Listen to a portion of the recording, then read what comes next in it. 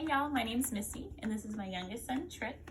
He has a feeding tube, and on our Feeding Tube Awareness Week, we are going to be changing out his feeding tube tonight. Did you know that close to 500,000 people in the United States have a feeding tube? Nearly 200,000 of those people are children.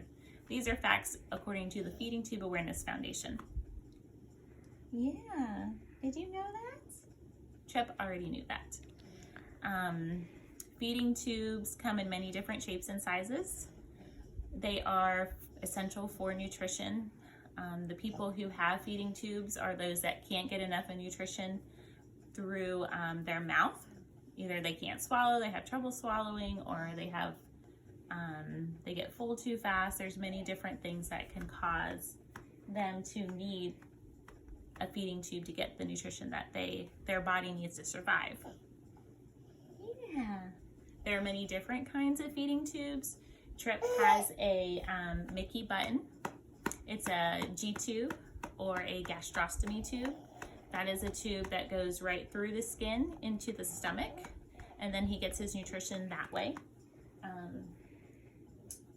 JJ here, he has a mini, and this is his button.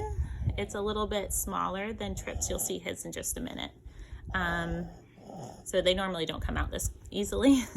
There's a balloon here that you inflate with sterile or distilled water, and that keeps it in place. But I just wanted to show you. That is JJ's button. All right.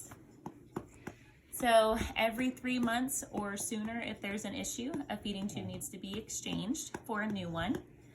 They come pre-packaged, just like so. I know, baby. Okay, sorry about that. He was ready to lay down, so we had to reposition. So Tripp has had a feeding tube since the day he was born. When he was first born, they put in a little tube through his nose into his stomach called an NG or nasogastric tube. And that's how he got his nutrition for the first month of his life. He did try to take sips from a bottle. I know. But he had trouble swallowing, so it wasn't safe for him to get his nutrition that way. It was going into his lungs, and instead of going into his belly where it belongs. So he has a Mickey button. Looks like this.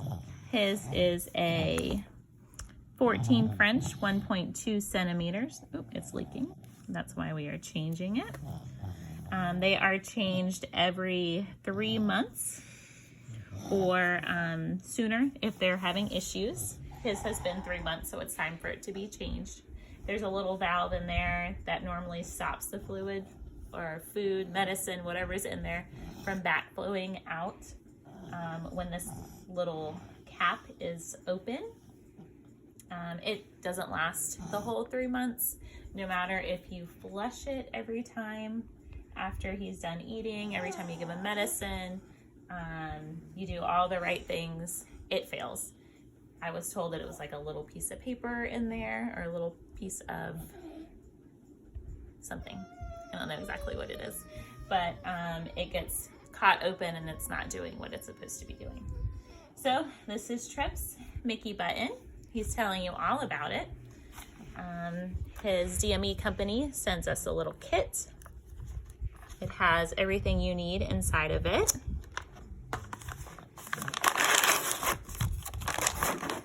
And open that up. Comes with these really big gauze. Every time you take out the button, whatever's in there will come out. So you always want to change it when the stomach is empty before there's another feed. Or else you will lose all the feed and medicine, whatever's in there, as soon as you take it out. It is not a painful procedure. He won't really even know that it's happening other than he'll feel a different sensation. This is what he has, a Mickey gastrostomy feeding tube. Gastrostomy just means it's in the stomach. There's a incision that the surgeon makes, goes through the skin, through the stomach wall, and then that's where it sits. So he gets his nutrition right through there. There's many different kinds of feeding tubes. His is a G tube or gastrostomy tube just in the stomach. There are GJ tubes meaning one port goes to the stomach, the other port goes to the jejunum, or a part of the small intestine. Yes, I know.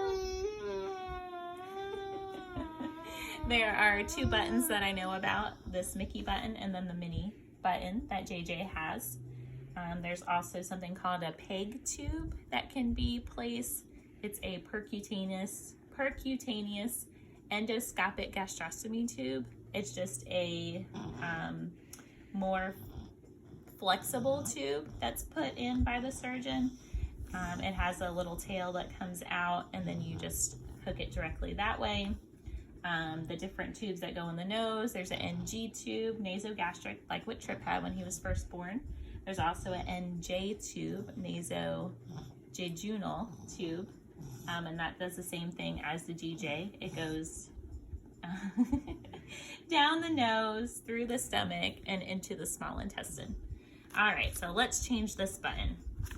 So when you open up this pack, there are gauze to clean up the mess that comes out when you remove the feeding tube. There is your new button. It is the same one that he has, a 14 French, 1.2 centimeters. 14 French is how wide the tube is, how thick it is per se, and 1.2 centimeters is how long the tube is. They come in different sizes and widths. This part over here where it says bowl or bowl, I guess balloon is what it stands for. That is where you place your distilled or sterile water. You don't want to use tap water. You want to use distilled or sterile water. For Frenches that are 12 Frenches or smaller, you can only go up to 5 milliliters of fluid. You do not want to put any more than 10 milliliters of fluid in the balloon at any point in time. So you always want to check your balloon first. So I have here 5 milliliters of distilled water. That is what Tripp uses in his balloon. That's what he currently has in there now. Sorry about the thunder, it's storming out. So there is the balloon. It's intact, it's not leaking. I have just washed my hands before we started, so I am clean. This is not a sterile procedure. It's going in the stomach. The stomach is not sterile at all. All right, so here is our button.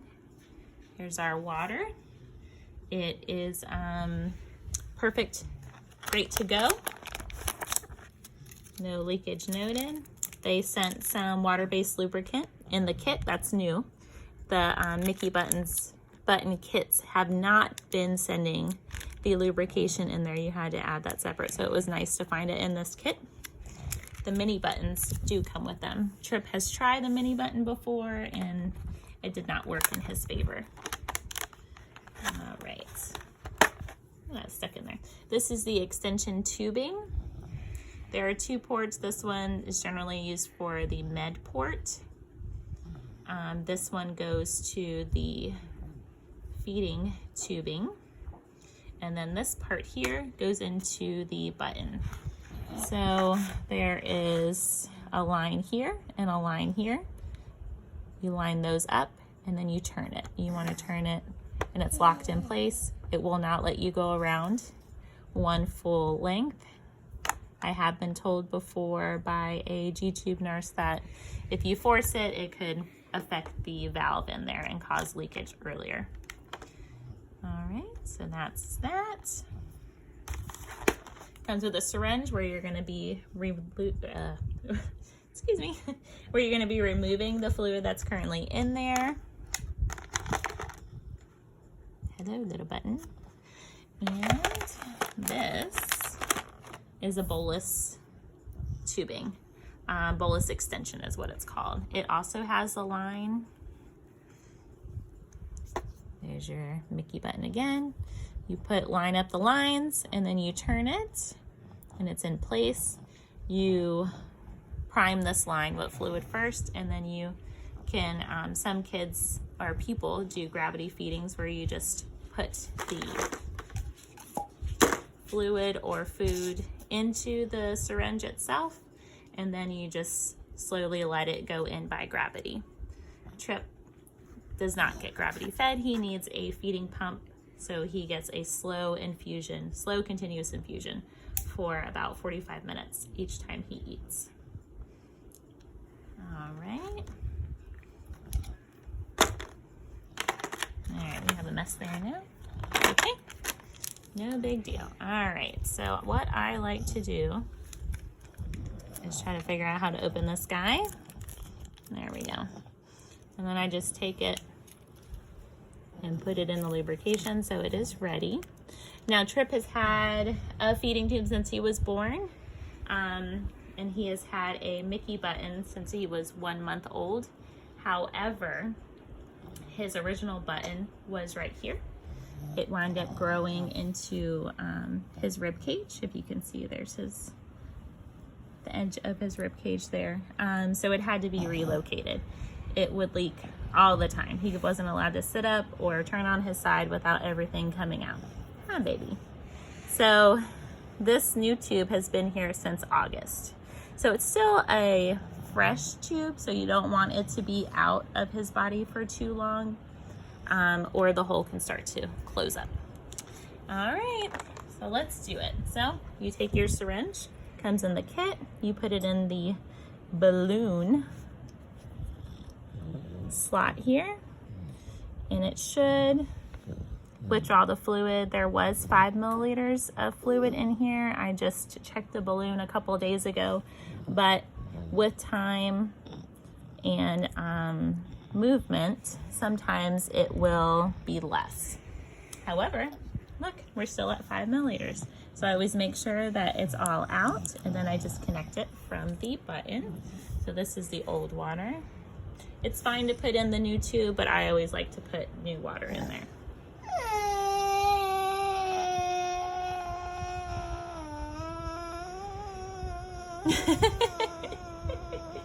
Tripp has a lot to say about his new button he's going to be getting. Are you ready, baby?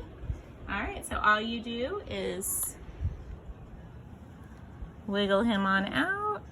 Oh, Trippy. Oh my goodness, he was a little bit stuck in there, wasn't he? So you don't want to force the tube to come out. And if it is hung up in there, you don't want to remove it. You don't want to force it. You don't want to cause any trauma.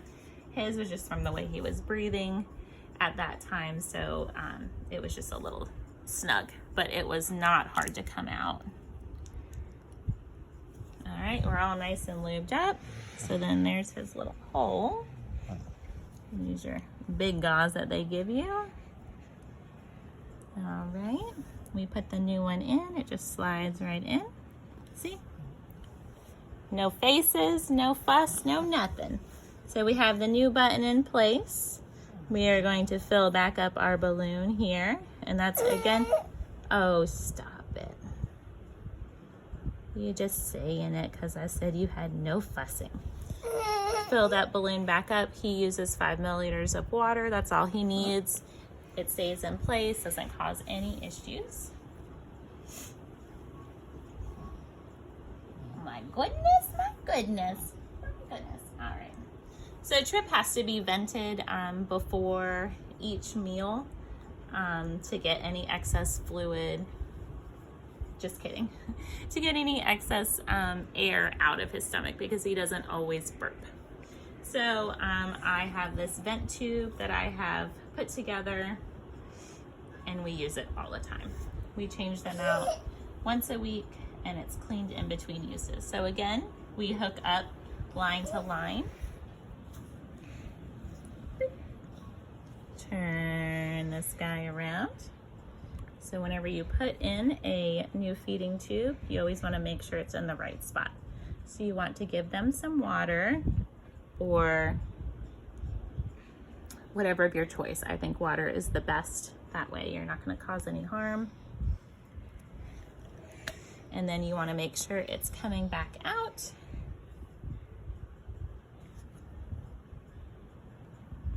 And look, we've got saliva coming out with it, so we know that we are in the stomach.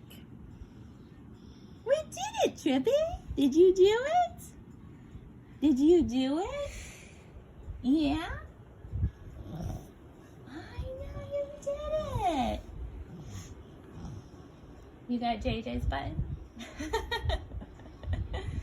There's some more saliva coming out, so we know, in fact, he is in the right spot. All right, well, that is how you change out a feeding tube. Mickey Button. He is hungry, that's why he's a little bit cranky, so we are going to feed him. And they don't need dressings underneath them. I always put a small gauze underneath it with some calmoseptine cream around the stoma itself, just to keep it dry and protected. If any of the gastric contents come out, it's abrasive to the skin, so it can cause some skin breakdown, and we don't want that. And then I always put 2 little pieces of tape on the side just to keep it in place, because our little hands here like to find our feeding tube and we don't want him to pull it out. All right, you did it, Tripp. Say thank you guys for watching. Yay, Feeding Tube Awareness Week. Thank you guys, take care. Bye.